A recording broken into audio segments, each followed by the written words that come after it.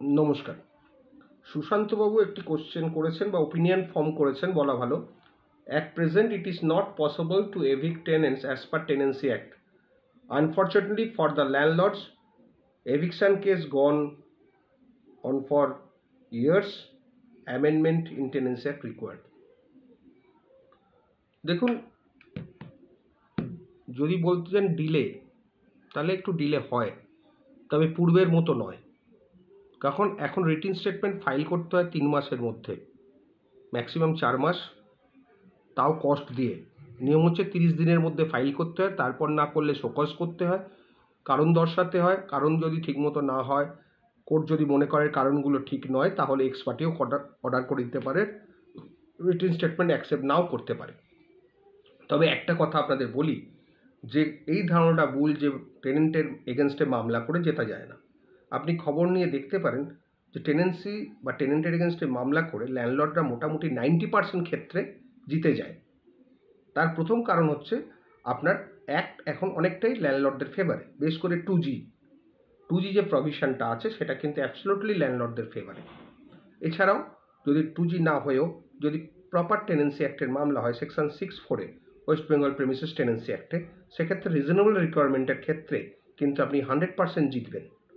এটুকু বলে দিতে পারি, যদি না আপনার প্রচুর ঘর থাকে, প্রচুর সম্পত্তি থাকে।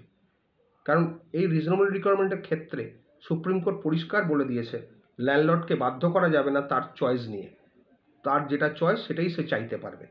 টেনেন্ট এটা বলতে পারে না যে ল্যান্ডলর্ডের অন্য কারোর এগেনস্টে মামলা না করে আমার এগেনস্টে কেন করলো। সুতরাং এসব ক্ষেত্রে কিন্তু প্রচুর আইন চেঞ্জ হয়েছে। আইনত এখন ল্যান্ডলর্ডদের অনেক পাওয়ার, এবং তারা মনে করলে মামলা করলে জিততে পারে। তবে হ্যাঁ, ধৈর্য রাখতে হবে। সব কিছুর মধ্যেই ধৈর্য থাকা চাই। ফার্স্ট অফ অল আপনার ভাড়া বন্ধ হয়ে যাবে। কোর্ট থেকে ভাড়া তুলতে গেলে সময় সাপেক্ষ, খরচার ব্যাপার, এটা কিন্তু মাথায় রেখে চলবেন। আপনার মামলা সময় লাগবে ঠিকই, কিন্তু আপনি জিতবেন না এটা কেউ বলতে পারবে না। বিশেষ করে প্রেজেন্ট আইনে আপনাকে লড়ে যেতে হবে ধৈর্যের সঙ্গে, এবং সেই সঙ্গে উপযুক্ত সেনাপতি তথা ভালো লয়ার রাখতে হবে। এবং এটা কিন্তু আপনাকেও তদবির তদারক রেগুলার করতে হবে। টাইম নেই, লয়ারের সঙ্গে যোগাযোগ করতে পারছি না, লয়ারের কাছে যাচ্ছি না, সেরম বললে কিন্তু মামলায় চলবে না। আপনাকে লয়ারকে আপনার যে মামলার প্রতি ইন্টারেস্ট সেটা আপনার লয়ারকে শো করতে হবে।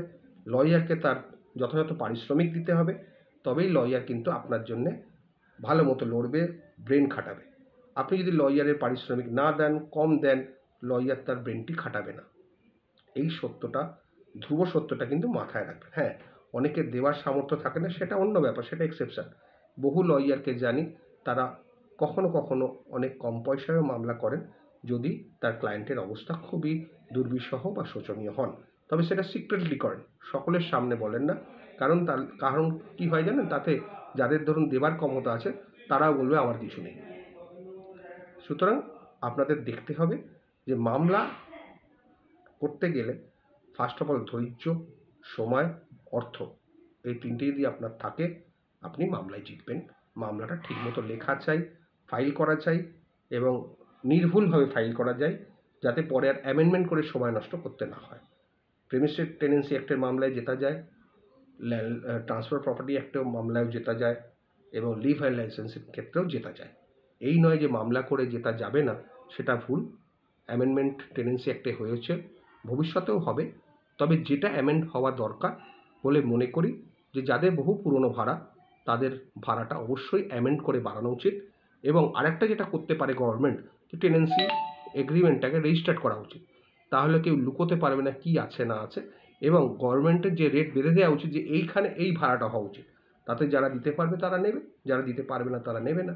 এইটা যদি গভর্নমেন্ট করে, বা এইভাবে যদি একটা অ্যামেন্ড হয় যে এই এরিয়ায় এই এত টাকা স্কোয়ার ফিট হিসেবে ভাড়া, এইটা করতে পারলে, যেরকম কর্পোরেশন করেছে তার এরিয়া ওয়াইজ ট্যাক্স করেছে, যার সঙ্গে বর্তমান টেনেন্সি অ্যাক্টের কোনো মিল নেই, সেই রকম যদি টেনেন্সি অ্যাক্টেও করতে পারে গভর্নমেন্ট, যে এই এরিয়ায় এই এত স্কোয়ার ফিট এই ভাড়া, তাহলে ল্যান্ডলর্ডদের অনেক সুবিধা হবে। তবে সেটা তো আমার হাতে নেই, গভর্নমেন্টের হাতে। গভর্নমেন্ট যেটা ভালো বুঝবে করবে। আপাতত এইটুকু বলতে পারি যে মামলা করে ধৈর্যের সঙ্গে জেতা যায়, অবশ্যই জেতা যায়। নমস্কার।